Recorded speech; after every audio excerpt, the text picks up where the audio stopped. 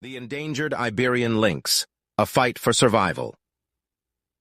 The Iberian lynx, a critically endangered wildcat, fights for its survival in southwestern Europe. Conservationists and governments are working to save the Iberian lynx through habitat restoration and captive breeding. Captive breeding programs play a crucial role in boosting the population of this majestic wildcat. Habitat loss and accidental deaths caused by vehicles pose ongoing threats to the Iberian lynx. Maintaining genetic diversity and ensuring prey availability are challenges faced by the Iberian lynx.